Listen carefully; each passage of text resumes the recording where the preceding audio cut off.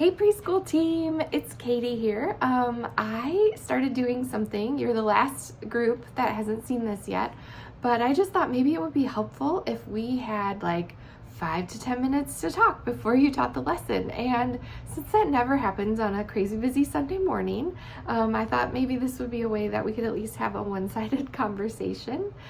Super casual video. I'm gonna mess up a ton and I'm just gonna keep going. There's no editing or filters because I don't really know how to do that. And in fact, I kind of even ran out of time today at the office. So you're here in my dining room. It's welcome, very casual.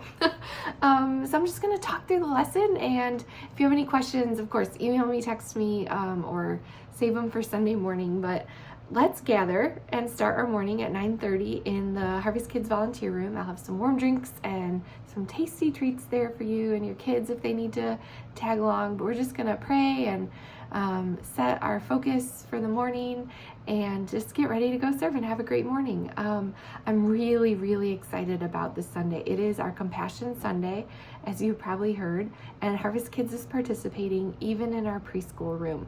I will get to that, but our lesson, like, we probably couldn't have asked Go to pick a better lesson for us if we were trying.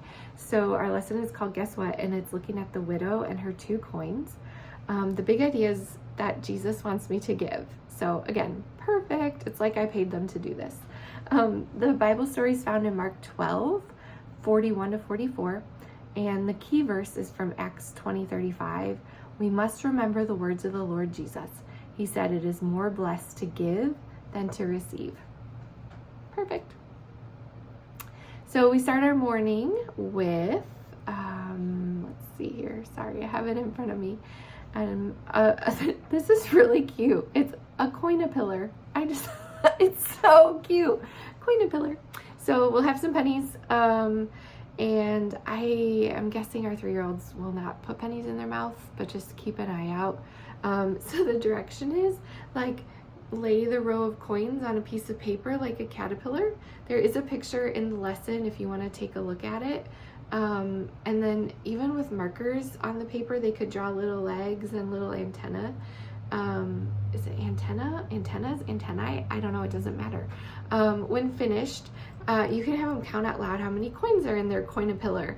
And then you can let them know. We're going to hear a story today during Topher time about a woman. She was so poor and she only had 2 coins. That's not even enough coins to make a coin-a-pillar.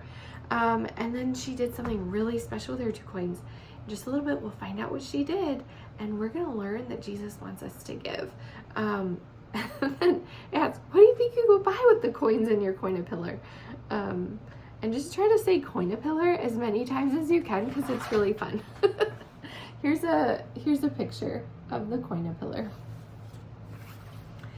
All right, and then head over to the TV, transition to our Topher Time videos. And when you're done with that, you can transition back into some small group activities.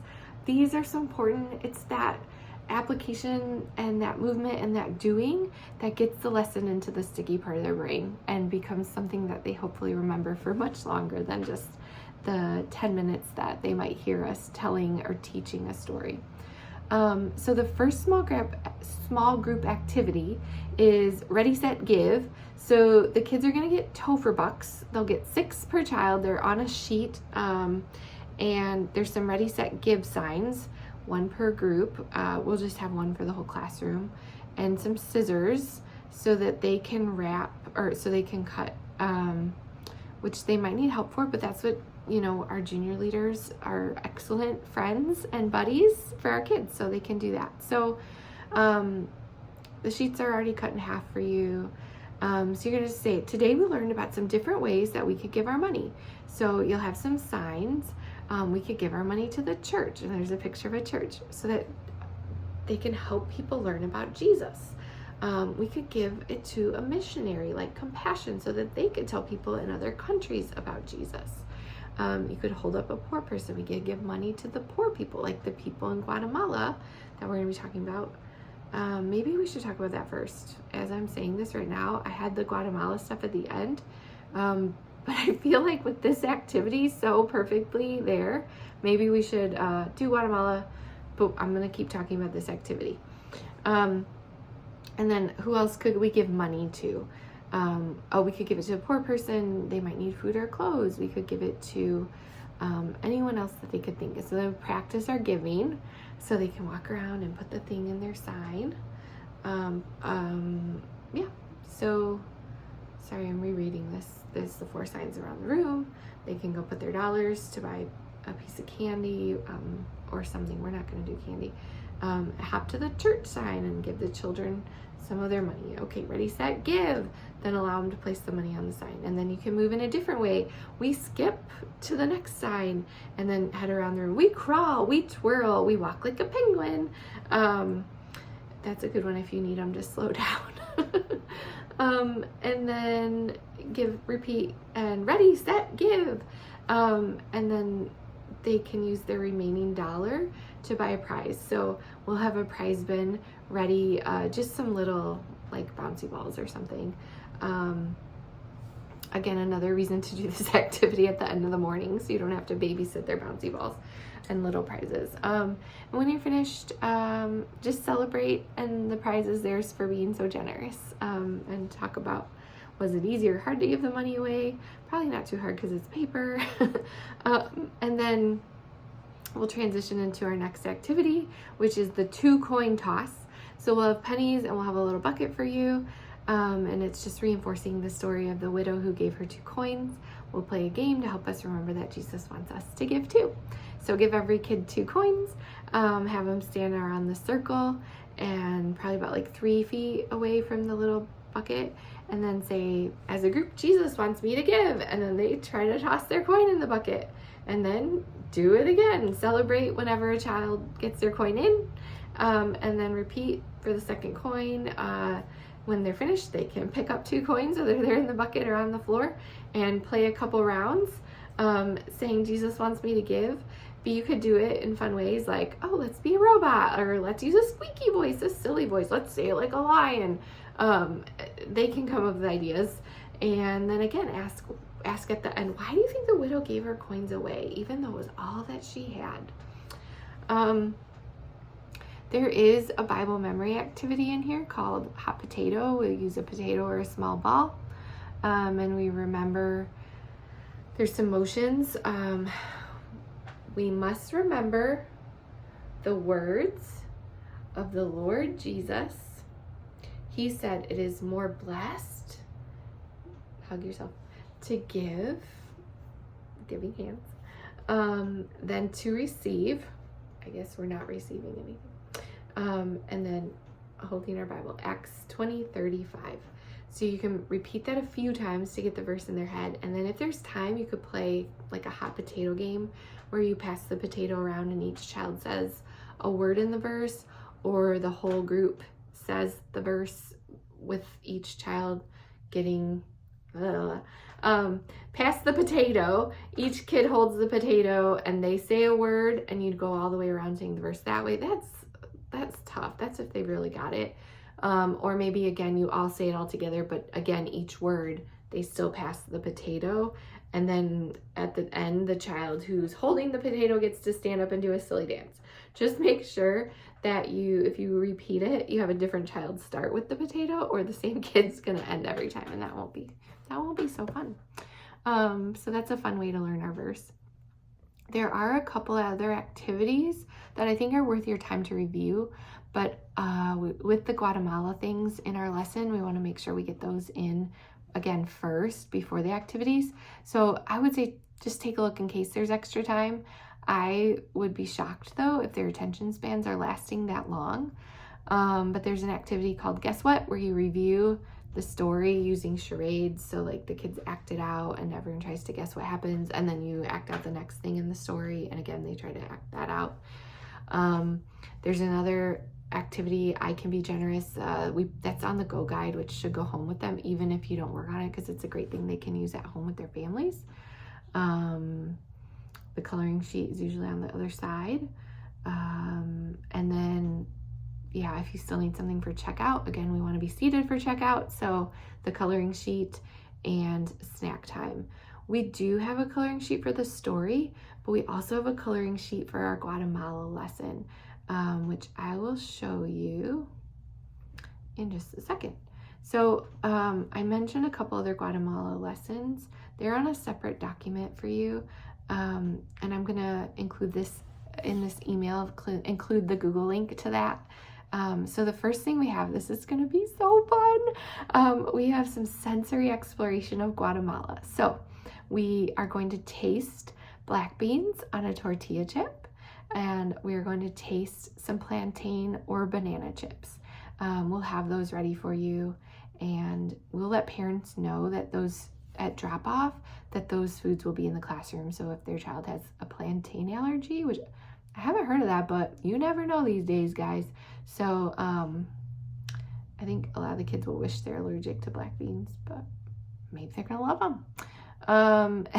And then we have some things to smell. We have some common Guatemalan spices like cilantro and cardamom and coffee. Coffee's not a spice, but I don't know what else to call it. And then we have for you some large, like notebook size sheets of paper, some pictures of the Compassion Center in Guatemala, and just things that happen that they do there. So you can take a look at those. We also have a map of Guatemala, where it is in the world, right below Mexico. And then we have another sheet that they can take home, and it has a map of just Guatemala, and then some really cool facts about Guatemala. So that's a really cool thing I think their parents can talk about with them at home throughout the week. And then Pastor John has apparently quite the collection of items from Guatemala. I guess he's been like 13 times. And every time, people give him gifts as welcome or thank you, or he buys things in the market. So I have for you to see like a woven purse, satchel, if you will. I have a little wallet, and we have some other items, but we might have to share those with grade school. So it might be like a run them to you, run them back kind of thing. But there's like a doll and a jewelry box with some cool embroidery on top. There's, I bought a plantain, a green plantain at the grocery store. And then I also brought some chilies, and someone's loaning us their molcajete, so we can kind of like grind the spices in there. Sarah, if you have a molcajete, bring it, because we only have one, so that would be cool. So those are some sensory things to really get a handle of what life is like in Guatemala. And then we'll also be talking about generosity and how we can give, and how that completely connects back to the widow who she had 2 pennies and she gave them because that's what the Lord wanted her to do. And the Lord wants us to give what we have. So we're going to talk with our families. I really want to encourage this to be a family discussion, because kids are so sweet and they are so generous sometimes. But they'll grab their whole piggy bank and be like, I'm giving it all, which could be okay, but we still just want that to be a conversation that happens with their family. So we'll explain the Compassion Project, that there's a group of people that help churches in different parts of the world to take care of kids, and we're going to help them take care of the churches and the kids in the country called Guatemala. And we could brainstorm then, what are some things that we use at church or that churches might need to teach kids or care for kids? And it's things like chairs and books and pencils, crayons, a desk or table. And then we'll talk about how God has given us so many things that we need, and what should we do with the extras. So sometimes we need to save, or sometimes we need to use or spend, and sometimes we can share. We can talk about, I almost said the boy who gave away his lunch. That's the toddler story. I already just made that video. But we can talk about cake. If you have cake and you have this whole big giant cake, you're going to eat some, right? And then of your giant cake, you might choose to save some for breakfast, because I like cake for breakfast. And then you might even be looking at your whole big cake and thinking, man, if I don't use this, it's going to go bad, or wow, I could use this and make someone else really happy or excited. And so I could share it. And so it's sort of the same way with our money. That's what God wants us to do. So sometimes we need to save, and sometimes we need to spend or use what we have. And then we get to share some of it, the same way we saw the widow do with her coins. So we're going to share some of the money God gives us with the people in Guatemala. We're going to have a center. They have a center where kids can go and get food and make friends, and they learn important life skills like cooking and building. So you can talk with your family about bringing money to church to share with the people who need it for food and for the things for their church center. So every kid is going to leave on Sunday with a white cardboard box, and we have a follow label, a compassion and follow label that goes on one side. And then I'm putting a bunch of foam stickers in the room so you can decorate the boxes. You can get out crayons and markers. They can decorate their box however they want. And then there's a parent letter, and those items will go home, and they can bring back their money throughout the course of the month. All the information's in the parent letter. And the last thing, I think I mentioned a special checkout sheet. It looks like paper dolls, which were like my favorite thing when I was a kid. Oh, I loved paper dolls. I still have them in a big box. So anyway, this is a cool cutout, and it shows what someone in Guatemala would use. So they can actually color the clothes and then take them home, and their parents can cut them out and make them more of the paper dolls. Or if you have some really ambitious junior helpers that are like, we are gonna cut. If you do that, we should probably grab like Ziploc bags or envelopes for take home or something. But I am sorry that this video was so long, and I appreciate that you are maybe still watching it. But I just want you to know I'm really thankful for you. I am thankful that you are on our team, and I'm excited to have you serving this weekend. I am praying for you as an individual. I'm praying for you and your family as you prepare to come to church on Sunday. And I'm praying for you as you teach and care for our kids. Would you join me in praying for our kids? It's going to be a great weekend. Can't wait to see you. Bye.